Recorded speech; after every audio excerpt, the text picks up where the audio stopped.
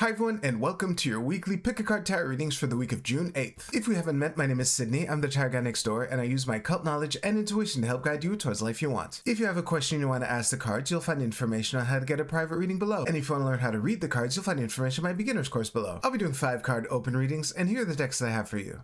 We have the Morgan Greer Tower with Tiger's Eye, the Tower of Symbolic Worth with Moth's Agate, and the Astro Matrix Tower with Smoky Quartz.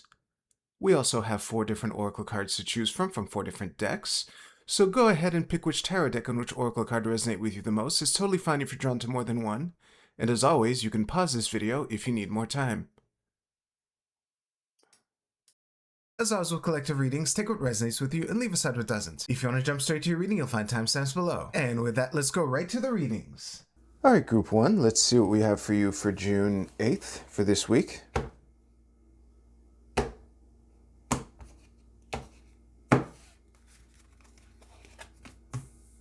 Okay.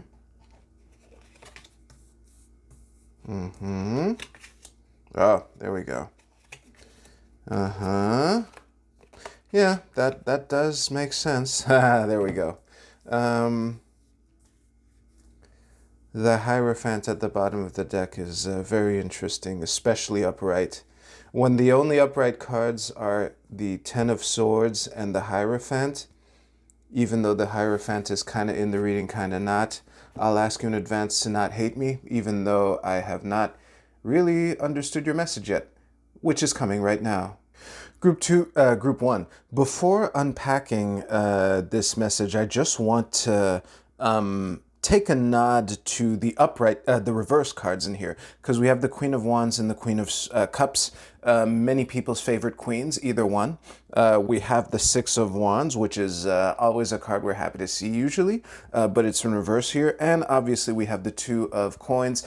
Obviously this is a difficult situation to juggle, because the two main ways that all of this fits together as a situation, this is either stolen valor, like you accomplished something and someone else is taking the credit for it. Maybe even someone else got promoted because of your work, that kind of thing. Or an actual backstab where someone prevented you, like you got cross-checked right at the 1-yard line. Yeah, because football players check each other. That's what happens in football. But anyway, you got checked right at the 1-ball line, and then you dropped the baseball, and the baseball didn't go into the pool hole of the pool table, and it was your ball to sink. You know, you were heading, you swung the bat right towards the corner of the pool table, and you were right there, and then someone throws a dart at your knee, and then knocks the cricket ball into the basket.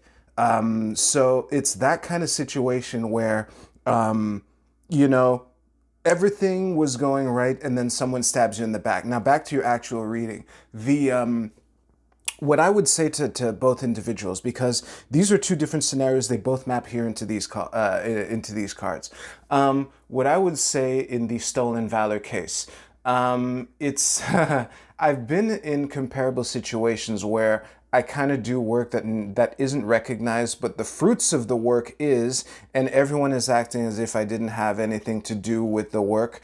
The attitude that I adopt in those situations is to act like the boss anyway.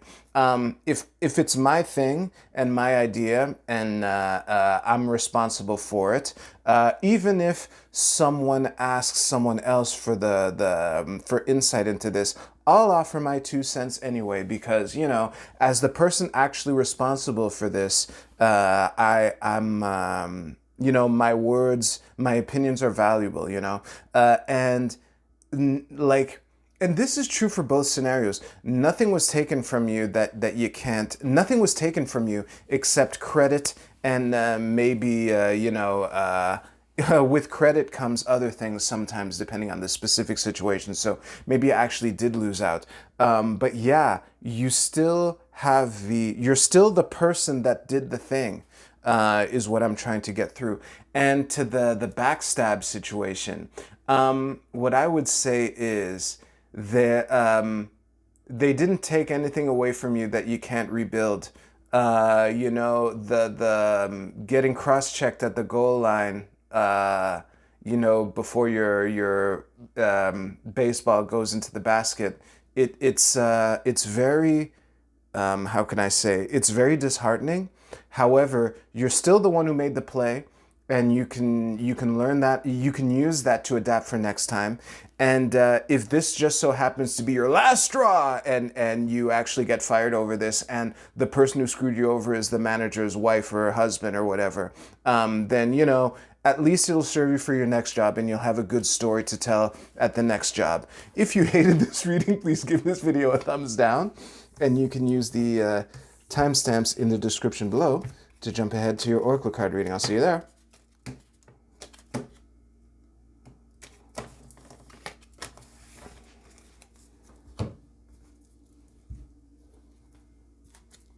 All right, group 2, let's see what we have for you for this week.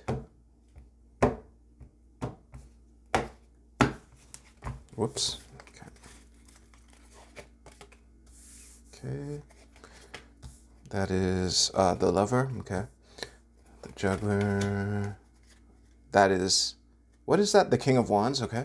And the Nine of Wands with the Ace of Wands at the bottom of the deck. A lot of, well, I was going to say a lot of wands here. It's kind of true, kind of not. We'll see.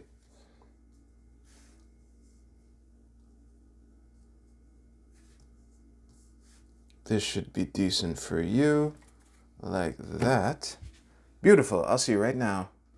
Group 2, I think the question, what is mine to do, is going to be very, very important for you for this week. Because I can't help but be taken aback by the contrast between this line and this line here. Because technically speaking, everyone in this line has a wand. Even if this particular juggler wasn't golden donified, the traditional juggler in the Marseille deck is holding a rod similar to this one, right?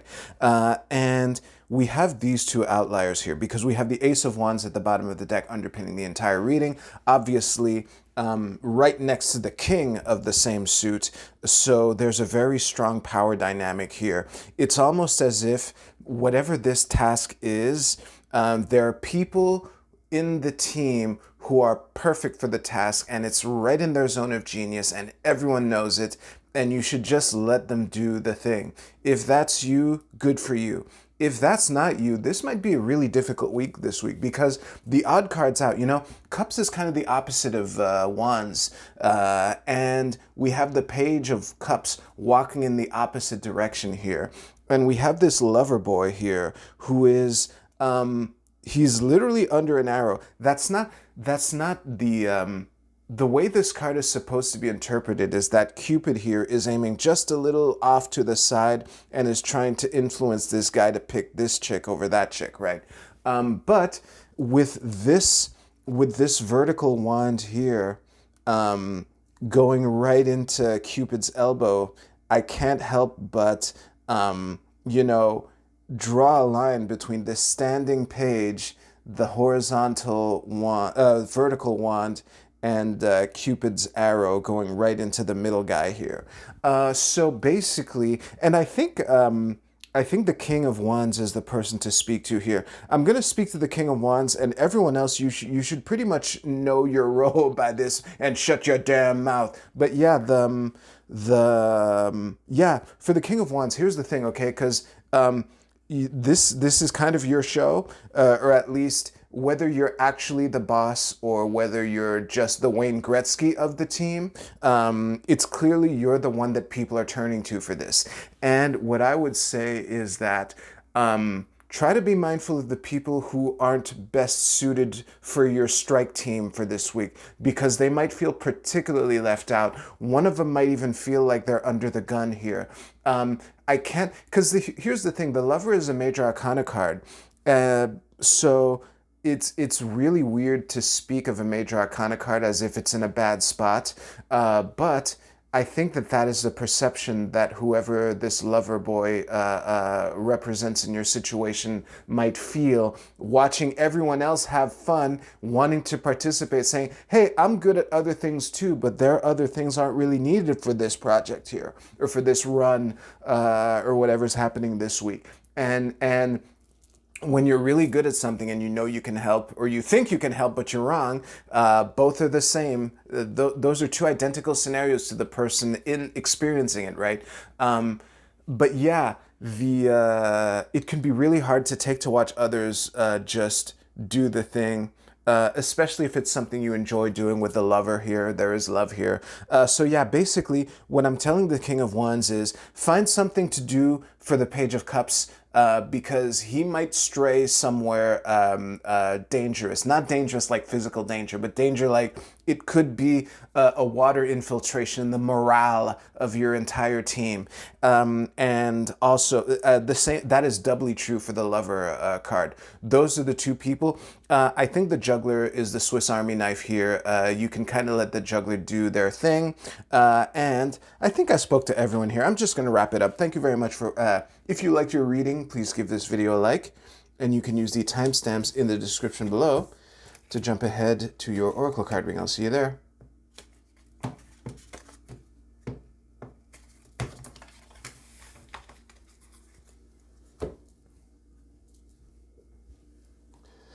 Group 3, the Queen of Coins reversed flipped over while I was shuffling for you. It might mean something, it might not, but regardless of anything, let's see what we have for you for this week. Ooh, 5 of Swords, okay. Okay. Yeah. Okay.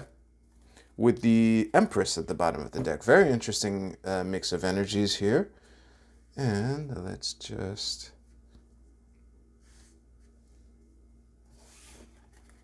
This should look good for you. Yep. I'll see you right now. Group 3, it's embarrassing how long I stared at these cards before realizing that the entire reading is upright. Because, you know, most people who are into tarot are averse to both the 5 of Swords and the 5 of Wands, and they're both in here, right? But yeah, it's really, really interesting having these cards sandwiched between the Star and the Empress. But yeah, I think that the moral of this message here, with the Ace of Cups upright in the middle of the cross here, is that there's something for you in this week, no matter what happens. And the no matter what happens part is kind of where I enter the challenges of doing a collective reading here. Because basically there's a metaphor that came to mind while I was staring at these cards. I'm going to try to sit on it without going forward, because once I mention what it is, I doubt I'll be able to speak about this reading for much longer. Because to me, it summarizes the situation perfectly, but for people who can't relate, it doesn't really help. But yeah, there's a lot of you know, conflict and chaos, which are associated with these two cards. And there's also some an emotional opportunity and lessons to be learned here. And this is also reinforced by the Star card, which is a card of healing and regeneration. Now, the Empress is just silently nodding during this reading. I'm not going to say much of anything about her at all. Anything more than I've already said anyway. So yeah. Wait, do I have anything else to say before I say what the metaphor is? No. So yeah, because given the fact that this is a weekly reading and given the fact that this is, you know, in the week ahead, this is giving me the impression that you're walking into this situation, not walking out of it. Because this is the kind of situation that's much easier to digest after it's happened, because the healing and regeneration, the creativity and comfort will be earned, so to speak. They must be earned. And this message is like queuing up into a really hard lobby in Marvel Rivals. And you're probably going to win the game, but you're probably going to feel like shit at the end of it anyway. And that is kind of the... That is kind of the moral, the thrust of everything here. And I think that what I would say is it's between workouts that your muscles get stronger. And I think that given this situation, if I was a betting man, I would bet on your team to win this game. But I wouldn't bet on the team wanting to play with each other again.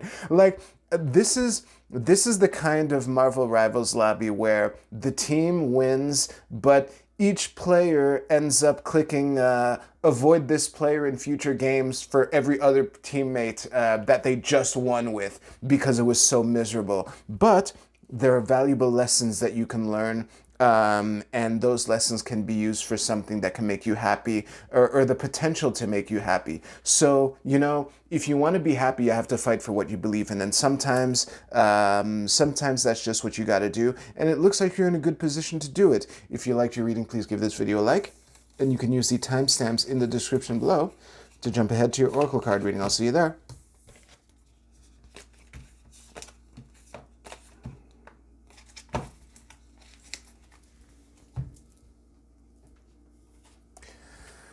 The video I recorded yesterday announcing how there wouldn't be any weekly videos for the month of May went live while I was setting up this shot. So this is a very interesting slice of time for me. It is Saturday, May 2nd. I hope you guys had a good month of May. I obviously can't speak for mine yet, but let's see what happens. Group A, your card is Resoluteness. This is I Ching hexagram number 43. And the keywords are determination, no compromises, unwavering focus, inner resolve, integrity, a test of character, self-examination. I either pulled this for the June reading, or I pulled this for one of the last readings in April or whatever. But yeah, given the... it's really funny how well this fits into all three readings. I'm really tempted to just reread the words and move on, but I'm not gonna. The words that jumped out to me are unwavering focus, inner resolve, definitely inner resolve for basically all three groups, and integrity. Those are the three words that leapt out to me. But yeah, it is looking like one of those weeks for a lot of you. Group B, your card is Isis. This is the goddess Isis. Let me stare at this card and see what comes up. All right, so Leo is a fixed sign, and this red circle is too long to explain what it means, but it is playing into how I'm reading this. So there's, this is kind of, the vibe that I'm getting from this card is sustaining work. So it's looking like you're in the middle, this week is looking like you're in the middle of a process. And what I would say to you is to hold the goal that you want to achieve in your mind, because with a big enough why, and you can tolerate almost any how is kind of was a major theme. Well, it's a good thing to keep in mind no matter which tarot pile you picked. And I think that the resoluteness and determination and honor of where you're at in the process, I think that part is down. I think that that you got that part down, but the part that can help you navigate the week is to keep in mind the goal that you're after, and to recognize your responsibility to what you have to do to get that goal this week. Group C, your card is Full Moon in Leo. Go wild. I wouldn't interpret that too literally. As a matter of fact, I'm going to pause the recording to see how I can integrate this in the tarot portion. All right, the pause was useful, but not for the reason I thought. I just realized what a full moon in Leo entails. So the sun is in Aquarius for the full moon in Leo. You can, I'm not backing off of the go wild that's here, but just keep in mind that you're gonna have to speak to these people after. So you can take your space, but don't say anything that you might regret, is the warning here. Group D, your card is Secrets. This is, what is this? This is Venus in Scorpio. Let me focus it for you. Venus in Scorpio, Secrets. Let me stare at this card, see what we got. Actually, this is straightforward. I would play my hand close to my chest if I were you for this week. Because there's telling people what they need to know, and there's plotting. I would advise against going into plotting, because secrets can secrets eventually get exposed. and you can't keep it a secret forever. So just be mindful of what you choose to keep a secret. But this is, how can I say, when you're holding a secret from someone, there it is a micro implied breach of trust. You know, like planning a birthday party does imply that when you're planning a birthday party, you are letting your friend believe that you'll be doing something else that day. You know, now I'm using a birthday party because when the lie is revealed, the your friend is usually happy about it. But you know, keep that in mind. Is it a birthday party or is it a fool's dinner or a dîner de con?